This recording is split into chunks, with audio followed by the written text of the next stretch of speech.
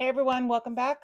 Today we are going to be doing bagels, homemade bagels. This is the one thing that my daughter, her friends, my other daughter, everybody requests all the time. So we're going to get a big batch made and hopefully with this heat, I won't die from the oven being on. But anyway, let's get this started. So what we're going to start with, obviously you can use your scale if you want. When baking, like I said, I am not a baker, so I always try to do the exact, because obviously baking is a science and we want to make sure that we get it done right. So the first thing that we're going to do is 360 mLs, excuse me, of warm water. Now I'm going to put the water in after. First, we're going to start with 520 grams of flour. Again, 520. And you can use all-purpose flour, you can use bread flour, oops, whichever one you want.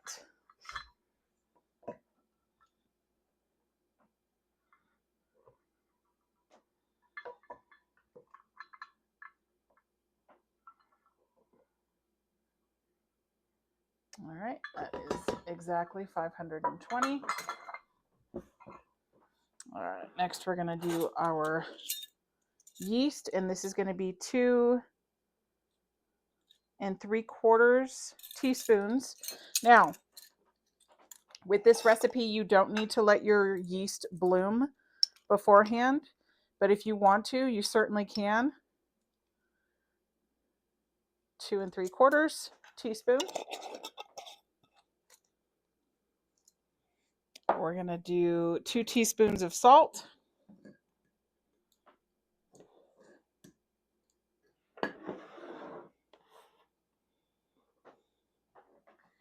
And then we're going to do a full tablespoon of packed brown sugar.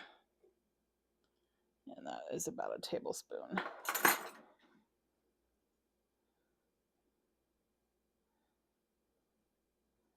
All right.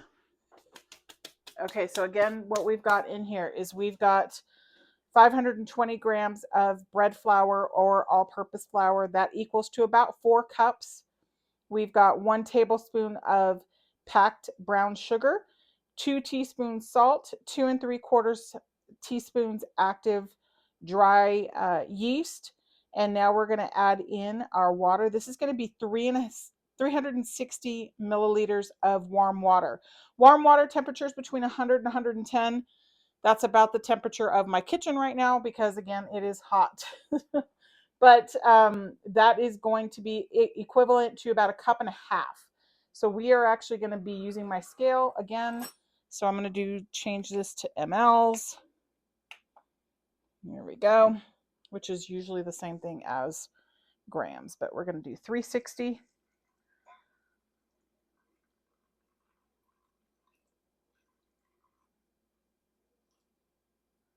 All right, that looks good. And then we are going to get this all mixed in.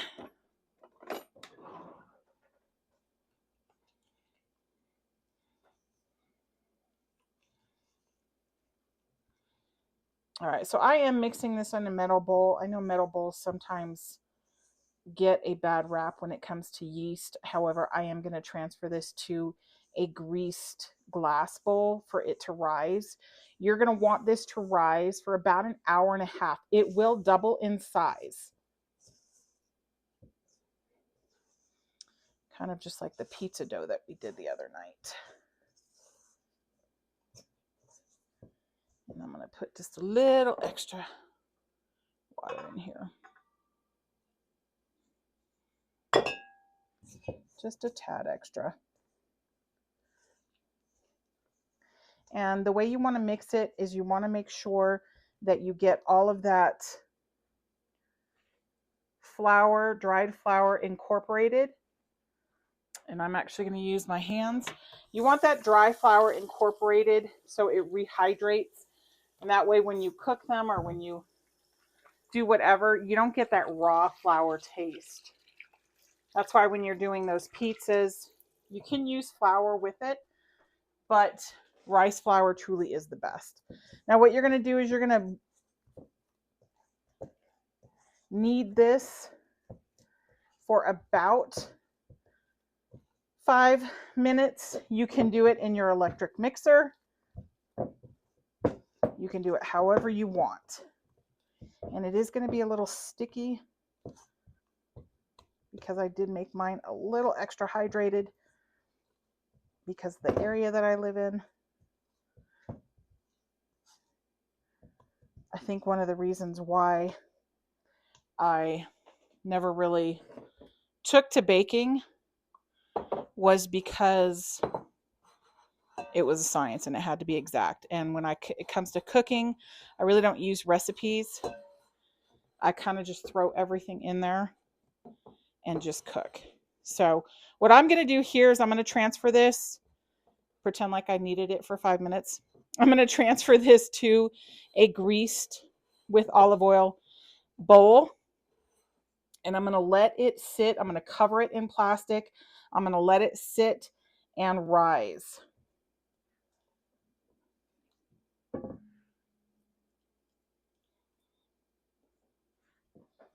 sure I get all of this out of here. Get all of this off of my fingers. And then just cover it in plastic and let it sit on the counter for about 90 minutes. Now, if you're doing this during winter, you can definitely, you still want it in a warm spot, not hot, just warm.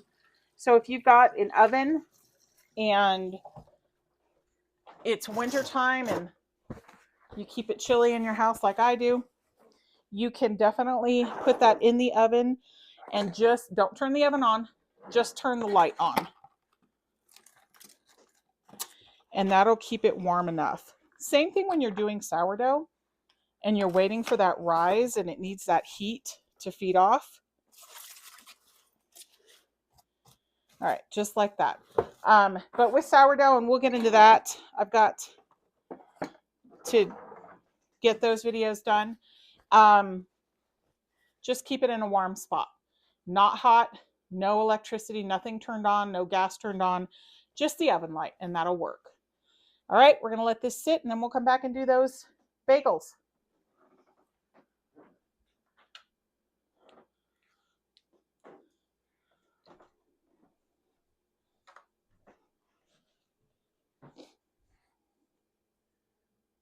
Okay, so it's been about an hour and a half, and as you can see, it is definitely doubled in size. And we are just going to pull this off. You don't have to use a piece of saran wrap. You can use a lid. You can use whichever. Now what we're going to do is we are going to punch this down, and then we are going to portion off and roll. Now you can do it 2 ways. You'll see I do biscuit type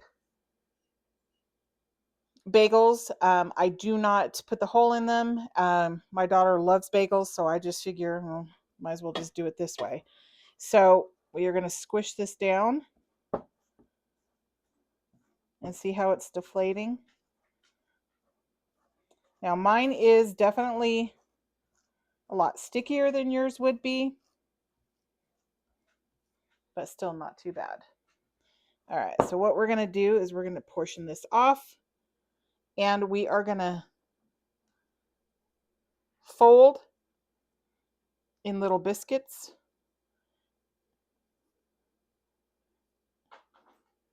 And then what I do is I put them on either parchment paper or a floured surface, so that way they're going to rise again. And then when I go to boil them, they won't stick to the pan, even though they likely will. All right. And I basically do the same thing when I'm folding them, is I just tuck and tuck. And what you're doing is you're stretching the gluten. and allowing that to rise yet again. You're taking that air out, and then it'll rise again, and then we'll get those nice puffy bagels. Now, I'm kind of debating. So I usually do an egg wash on them, but I really don't like the taste it gives. So I think what I'm going to do is I'm going to skip the egg wash. I might do an egg white wash. That one's a little big. See how sticky this is? High elevation. So much hydration. Now, tomorrow morning is the senior sunrise. We live about half an hour from my daughter's high school, and we are going to pick one of her friends up for that. So we get to leave here at 5 a.m. So this will be perfect because then she'll have breakfast and I won't have to worry about it.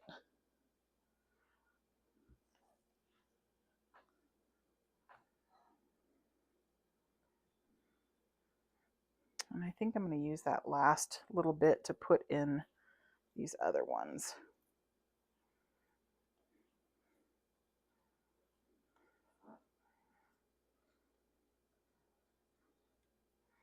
And the little bits that are stuck to my fingers. So I'm going to put it on this one.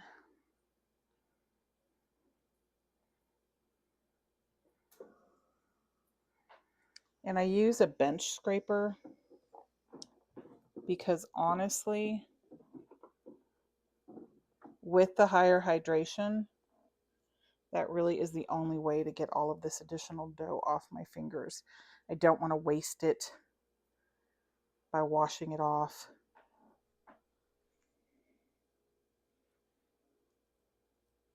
So these definitely won't be the prettiest bagels, but they are delicious. I guess that's not really a whole lot. So what we'll do is we'll let those sit. They will rise again, and then we'll get to boiling. While we're letting them rise, I usually let them rise for about 20 minutes. And while we're doing that, we're going to get our oven preheated. You're going to preheat that to 425. And then you're going to get your boiling water. Now, we do pre-cook these. We boil them in water and pre-cook them that way. And so we're going to get 6 cups of water, and you want to make sure that they float. 6 cups of water with 2 tablespoons of baking soda in that water.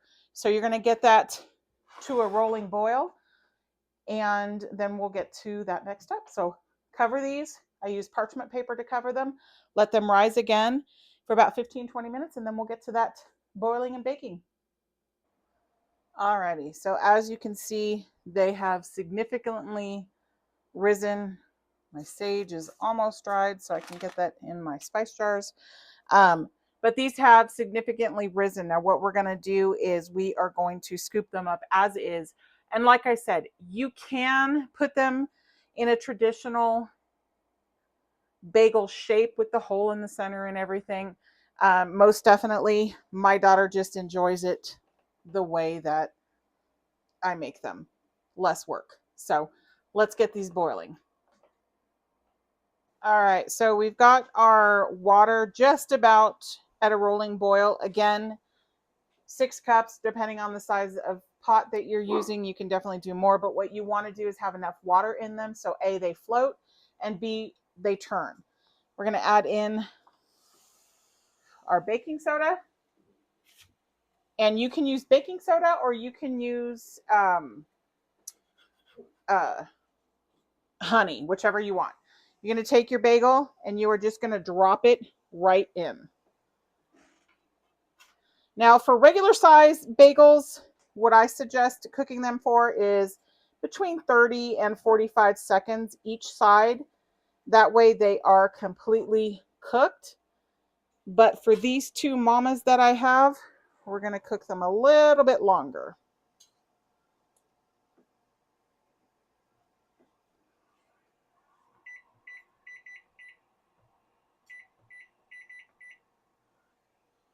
So you're going to let that come up to a boil, because again, every time you put something in boiling water, it'll bring down the temperature. I like using my fish spatula because once you pick it up and lift it up out of the water, all that excessive water drains. Or you can use a regular spatula. Those have holes in it as well. I just don't feel like I drain the water as much. So I'm going to cook these ones because they are so large. I'm going to cook these at 1 minute each. And when the 1 minute timer goes off, then we're going to go ahead and flip them.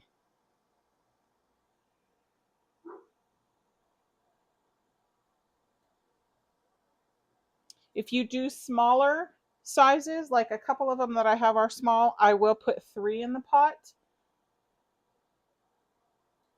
You can do 4, however many you want. All right, and to turn them, all you're going to do is push down on one side and let it flip like that. This one's probably going to take a little bit more work. Oop. As I go to burn myself. So yeah, clearly I made that one way too big. That'll be my daughter's favorite.